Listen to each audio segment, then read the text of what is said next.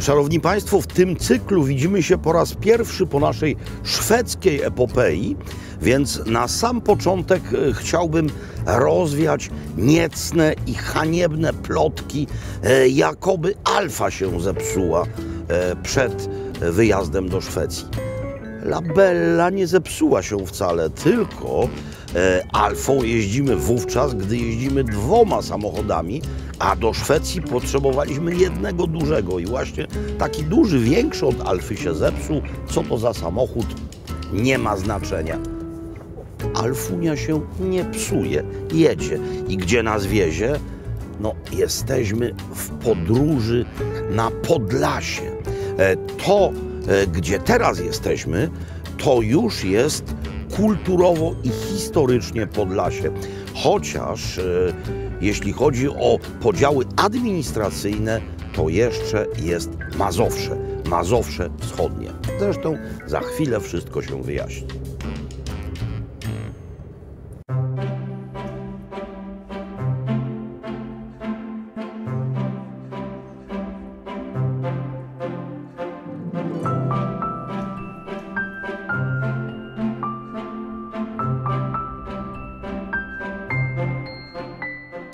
Jakże często i złudnie myślimy, że ta zaraza, która nas właśnie dotknęła, jest czymś absolutnie bezprecedensowym.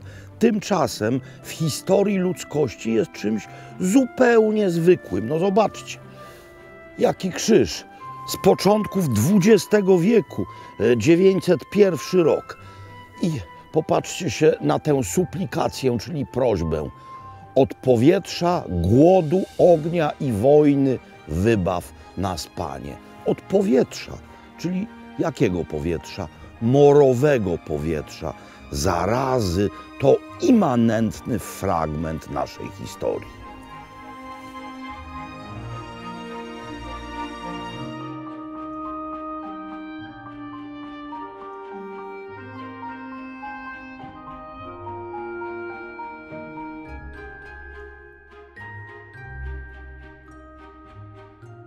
Maleńka wieś Mościbrody niedaleko Siedlec i kompleks dworski z początków XIX wieku, który wygląda do dzisiaj niemal tak samo jak wówczas, gdy powstawał.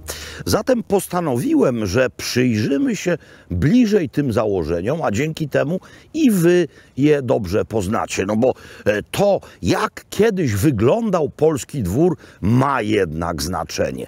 Ma znaczenie historyczne. No więc zobaczcie, wschód tam i brama wjazdowa od wschodu. Po co? No po to, żeby wschodzące słońce oświetlało całość. Tutaj mamy północ, zatem miejsce najchłodniejsze. No i co na północy? No po pierwsze te wkopane w ziemię piwnice, po to, żeby dodatkowo ich wkopanie trzymało chłód, ale również w głównym dworskim budynku właśnie od północy kuchnie i spiżarnie. Miejsce najchłodniejsze. Tam mamy południe, zatem od południa sale rezydencyjne, bawialnia, pokój dzienny. Po tamtej stronie rzecz jasna zachód, skoro tam mamy wschód. No i tam taras, ponieważ na tym tarasie pod koniec dnia wypoczywano. Gazon, klomb, rondo, powiedzielibyśmy dzisiejszym językiem, przed wejściem. Po co to rondo? Po co ten klomb? No nie chodzi tutaj tylko o rzecz estetyczną. No ale kiedyś nie podjeżdżano tutaj przecież samochodami. Podjeżdżano tutaj bryczkami, konnymi zaprzęgami. A bryczki nie mają biegu wstecznego. Zatem podjeżdżano, wysiadano i nie można było zawrócić. Dlatego trzeba było rzecz objechać dookoła. Chodźmy dalej. Musimy przejść na drugą stronę. Wspomniana już zachodnia część dworu, dzienna, reprezentacyjna, rekreacyjna, 3 wielkie pomieszczenia w amfiladzie, ale latem przebywano głównie na tarasie. A z tego tarasu dostrzeżemy jeszcze jedną, jakże ważną dla istnienia dworu rzecz. Stąd właśnie widać dworskie stawy, zasilane przez wody rzeki Muchawka, która jest dopływem Liwca. Musicie pamiętać, że każdy dwór razem z ziemią to była niejako instytucja samowystarczalna.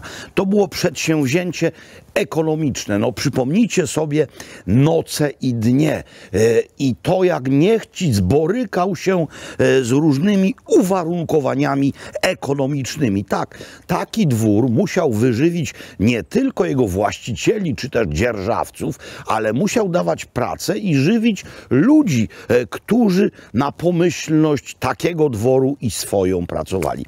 Zatem chodziło albo o ziemię, uprawę zbóż, albo o to, o co chodziło tutaj przede wszystkim, czyli właśnie o hodowlę i sprzedaż ryb. Te stawy do dzisiaj pełnią swoją funkcję, a mają 100 lat z okładem.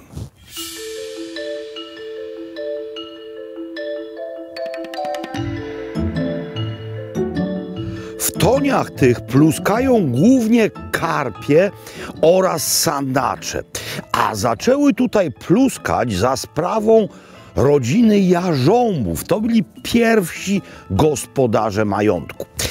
Potem rzecz skonfiskowały władze rosyjskie.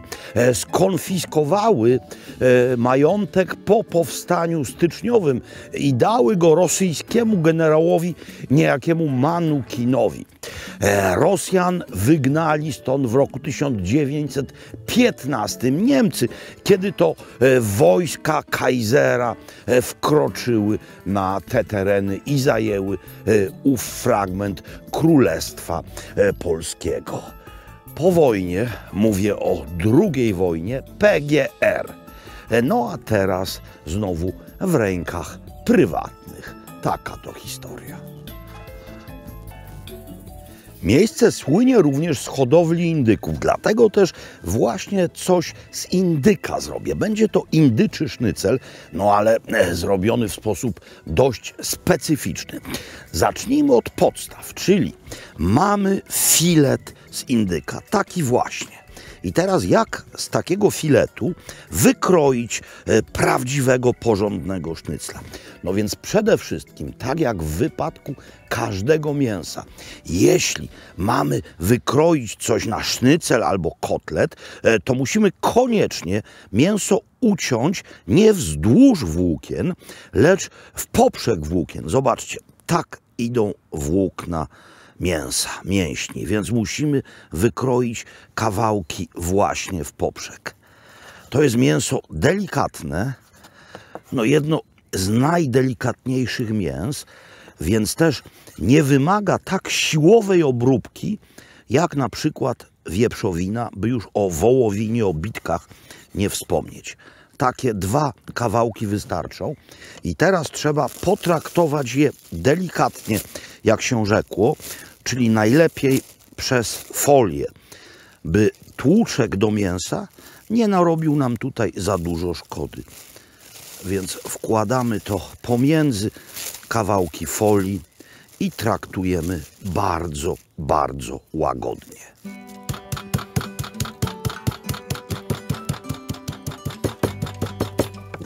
Chodzi o to, by zbyt mocne uderzenia nie porobiły w mięsie dziur. No i teraz traktujemy to rzecz jasna solą i pieprzem, tak jak w wypadku każdego sznycla, czy też każdego kotleta, ale również czymś jeszcze. Mianowicie będę to również doprawiał musztardą. Ta musztarda nie dość, że doda całości smaku, to jeszcze ma ona właściwości lepiące, a chodzi o to, by ta panierka dokładnie się przykleiła. Jaka musztarda? No to jest musztarda sarepska, dość pikantna, bio w dodatku. Gdybym nie miał musztardy sarepskiej, użyłbym musztardy typu diżońskiego. Smarujemy z obu stron i odkładamy na kilka minut. Sznycle będą podawane z furą sałaty, więc trzeba teraz zrobić winegret, ale będzie to winegret po polsku. Wyłącznie polskie składniki, a niektóre nawet całkiem lokalne. Zaczynamy od octu, ale to jest ocet cydrowy, czyli jabłkowy cydrowy. Dlaczego od octu zaczynamy zawsze? Ano dlatego, że najpierw trzeba rozpuścić sól, a jak już wlejemy tutaj olej, to sól się nie rozpuści. Więc teraz właśnie mieszamy, by się rozpuściła i dodajemy kolejne składniki. Wspomniana już wcześniej musztarda sarepska, łyżeczka całkowicie wystarczy i coś, co pochodzi z najbliższej okolicy, mianowicie miód. Miód lipowy. Jeśli chcecie być niezwykle perwersyjni, to możecie również użyć miodu rzepakowego. On jest bardzo rzadki, ale jest. Ale lipowy tutaj również świetnie pasuje.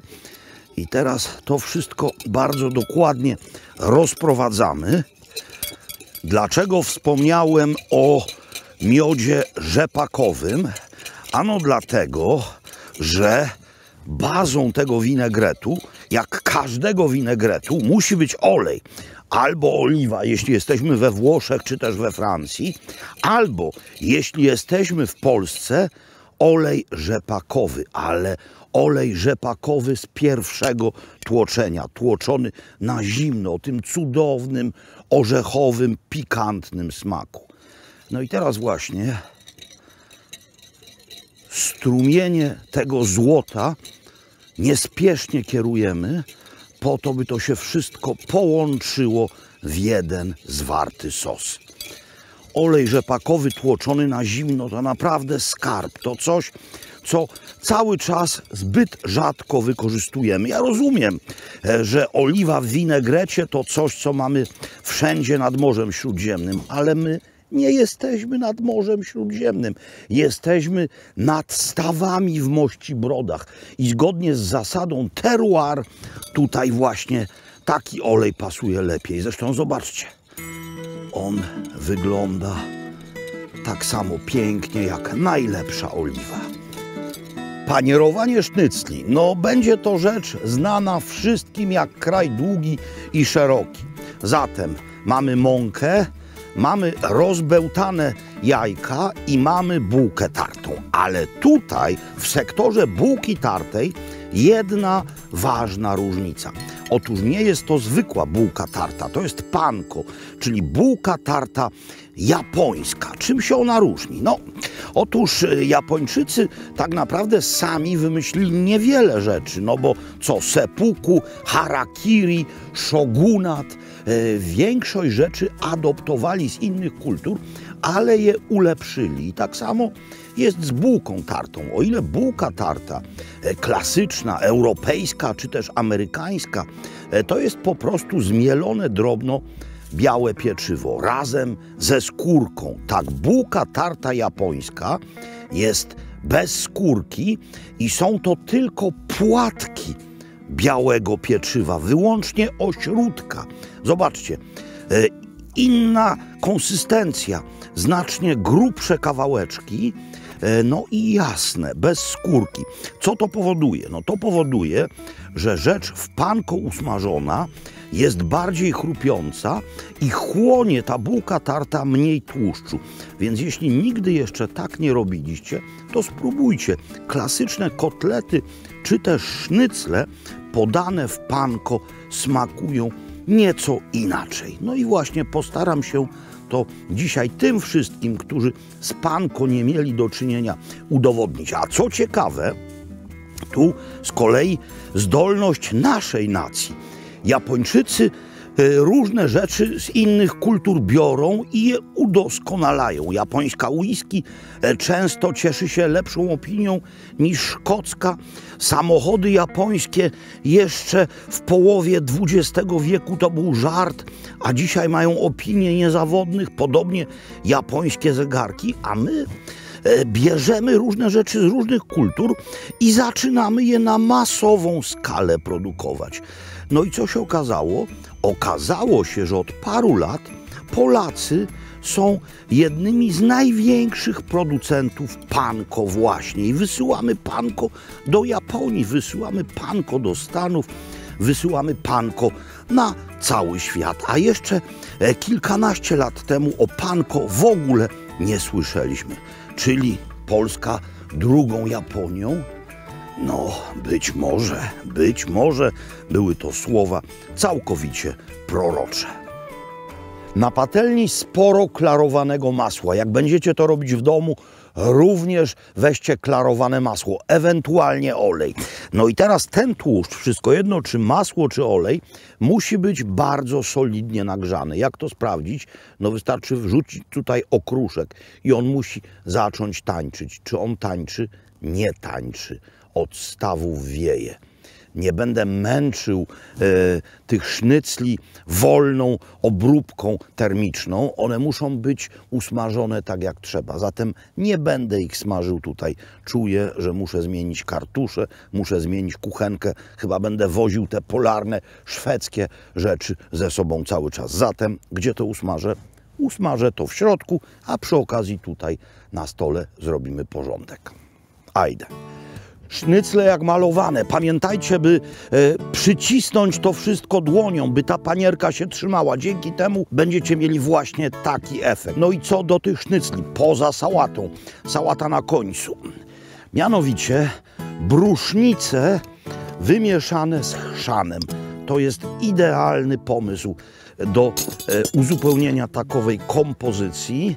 Konfitura brusznicowa i po prostu zwykły chrzan. Trzeba to wymieszać. O, to jest jedna rzecz. No i teraz sałata. Co ja tutaj mam? Mam tutaj sałatę rzymską. Wystarczy ją dłońmi podrzeć. Mam tutaj mini listki, mikrolistki, mianowicie groszku cukrowego, rzeżuchy oraz marchewki. To można kupić bez problemu. No i mam tutaj groszek cukrowy. Groszek cukrowy najlepszy jest jedzony na surowo. Jedna rzecz, może być twardawy ten moment, ale jak to sprawdzić? Najlepiej w ten sposób. Nie jest. To znaczy, że groszek jest świeżutki. Trzeba mieć tylko głęboki talerz albo miskę.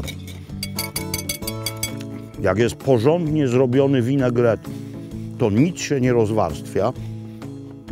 Zatem sos jak marzenie. Wszystko się razem trzyma. W zasadzie jeszcze tylko dobrze by to było wymieszać. O. Tak.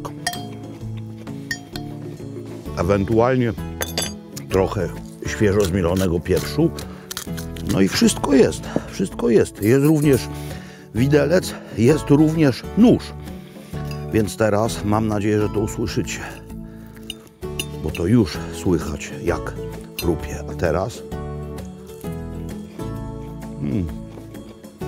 panko i ten maślany posmaczek i odrobina brusznicy z chrzanem i cukrowy groszek. Obiad jak marzenie. Wszystko chrupie. A jak wszystko chrupie, to jest git. Mam na sobie specyficzny strój służący zachowaniu higieny, bowiem jestem w miejscu, które ogromnej higieny wymaga. Jestem w zakładach mięsnych. Tak jest. Tutaj w Mościbrodach są również zakłady mięsne. One są niewielkie jak na skalę przemysłu mięsnego, ale dzięki temu mogą sobie pozwolić na kilka rzeczy, które już w innych zakładach mięsnych nie występują. No więc po pierwsze, kupują świnie wyłącznie od drobnych rolników, od małych producentów, wyłącznie polskich tradycyjnych ras, na przykład świnie rasy puławskiej. I część rzeczy odbywa się tutaj ręcznie, tak jak to. Zobaczcie, to są po prostu schaby, które będą wędzone. i spójrzcie, są ręcznie wiązane. Dla kogoś, kto marzy o mechanizacji, taki widok może być czymś strasznym, ale dla kogoś, kto szuka żywności tradycyjnej, taki widok jest wspaniały. Komora wędzarnicza, prawdziwa komora wędzarnicza i prawdziwy proces wędzenia, a w środku prawdziwa kiełbasa, jeszcze nie uwędzona. Dlaczego podkreślam prawdziwe wędzenie, prawdziwa komora? Wyjaśnię to z drugiej strony. Oto tył wędzarni i prawdziwe palenisko, i drewno, buczyna. Tak jest, tak się powinno robić, ale wierzcie mi, nie wszyscy tak robią. Mamy spreje o smaku wędzenia, mamy przeróżne erzace. Zatem pamiętajcie, nie wszystko, co bierzecie do ust i ma wędzony smak, naprawdę uczciwemu procesowi wędzenia zostało poddane. Tutaj zostało. Po uwędzeniu wędliny trafiają do chłodni. To jest ostatni etap przed zapakowaniem ich i sprzedażą. No i zobaczcie, na co w tej chłodni natrafiłem. Wędzona słonina, na miły Bóg. Tego już na szerszą skalę niemal nikt w naszym kraju nie robi. Ja nawet tego w Krakowie w sklepach tutejszej proweniencji nie widziałem. Kupuję sobie madziarską wędzoną słoninę, a jest i nasza, jak się okazuje. Zresztą jest tutaj sporo rzeczy. No przecież nie będę tu chodził jak sztubak ze scyzorykiem i odcinał po kawałeczku. Spróbuję trochę tych rzeczy gdzie indziej. Na szczęście całkiem blisko. Wiecie gdzie? We dworze. Choć mieszkałem bardzo blisko podstawówki, to jednak miałem z pewnością dalszą drogę do niej niż ta kiełbasa z wędzarni na ten stół. No bo wędzarnia jest stąd o 500 metrów. Niemal jeszcze ciepła. Powiedziałem niemal, bo widzieliście przecież chłodnie. To wszystko musi wystygnąć w chłodni i dopiero potem można to jeść. Ekstra kiełbasa. Jesteśmy, jak się rzekło, kulturowo na Podlasiu. Zatem co jest najsłynniejszą tutejszą wędliną? No kindziuk, czyli kiełbasa, która jest z mięsa fermentowanego, z mięsa dojrzewającego, potem wędzonego. Tutaj nie mamy wielkiego kindziuka, ale mamy coś takiego. To są kindziuczki, czyli dokładnie tak samo rzecz robiona jak duży kindziuk, no tylko taka wersja mini cyk-cyk jako przekąska. W przekroju wygląda to identycznie i bardzo kindziuczo. I tak samo. To nie kawałek mięsa, to ślinotok, gdyż takie niewielkie porcje niezwykle pobudzają moje kubki. To jest rzecz symboliczna dla tej ziemi. W Krakowie czy też w Poznaniu wcale niełatwo o dobrego kindziuka. Tu jest. No i oto trudno. Nasza dobra znajoma, wędzona słonina. No, jaka mięsna. Zobaczcie. Ta jest w tej właśnie wędzonej wersji, a to, czego podczas wizyty w zakładach nie widzieliśmy, a jest.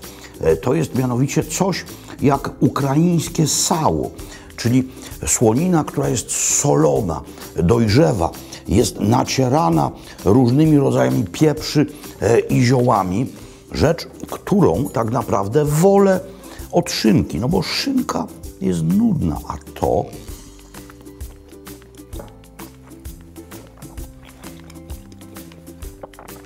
to, zwłaszcza jeśli jest w takim wykonaniu, czyli mięciutkie, marcepanowe, nudne, nigdy nie jest. Jeszcze jedna rzecz na zimno, którą muszę zdekonstruować. Tatar.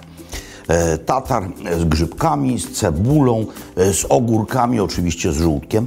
No i karp. Ileż to razy w tym kraju narzekałem, że karpia jemy tylko rytualnie w Wigilię. A tutaj jest podawany na co dzień. Tutaj to znaczy gdzie? To znaczy we dworze.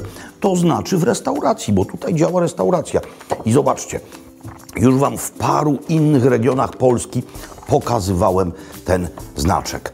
Dziedzictwo kulinarne, w tym wypadku terytorialnie Mazowsze, kulturowo Podlasie. Dziedzictwo kulinarne Mazowsza.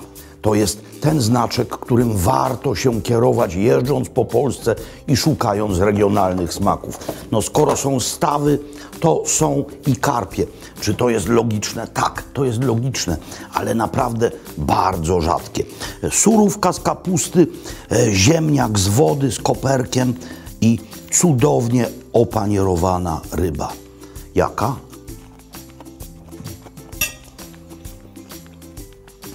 Daj, Panie Boże, zdrowie. Być może, gdyby takich karpi podawano więcej, no to nie jedlibyśmy ich tylko raz do roku.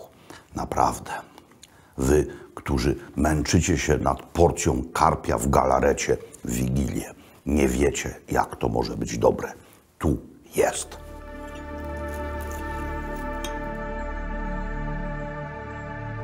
Oto majestatyczny po wiosennych roztopach Bóg, pamiętając, że wpływa on do Zalewu Zegrzyńskiego i jest dopływem Narwi, pamiętajmy zarazem, że jest to rzeka bardzo długa, płynąca aż przez 3 kraje, czyli Ukrainę, Białoruś i Polskę, wypływająca, mająca swoje źródła hen na Podolu. Przez przeszło 360 kilometrów Bóg jest naszą granicą międzypaństwową. Tutaj też jest granicą, ale inną. Stamtąd przyjechałem, na tamtym brzegu Mazowsze, a tutaj już Podlasie. No i most spinający jakże ważną arterię łączącą Lublin z Białymstokiem. Podlasie, ono jest kulturowo, a teraz również administracyjnie mym tym odcinkowo przeznaczeniem.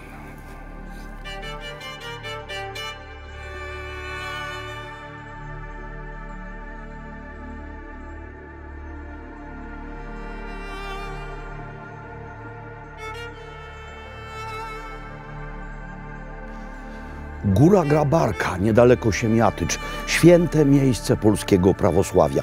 By opowiedzieć o jego początkach, trzeba, rzecz jasna, cofnąć się w czasie, ale paradoksalnie to cofnięcie się w czasie będzie w sposób doskonały nawiązywało do współczesności. Był bowiem rok 1710 i sytuacja pandemiczna, epidemia cholery. I jak chce tradycja, około 10 000 ludzi schroniło się właśnie na tej górze i korzystając z miejscowego źródła przeżyło. Nikt nie zachorował.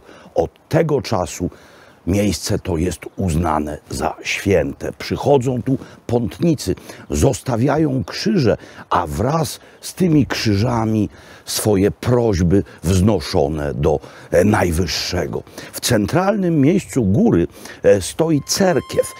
To nie jest niestety już ta cerkiew oryginalna z XVIII wieku. Ona na początku lat 90. wieku XX spłonęła.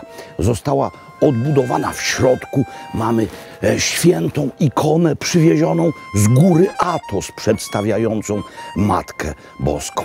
Drodzy Państwo, chociaż komuniści po II wojnie światowej zrealizowali długo śniony endecki sen i uczynili z naszej ojczyzny państwo niemal monoetniczne i niemal monoreligijne, to słowo niemal czyni wielką różnicę.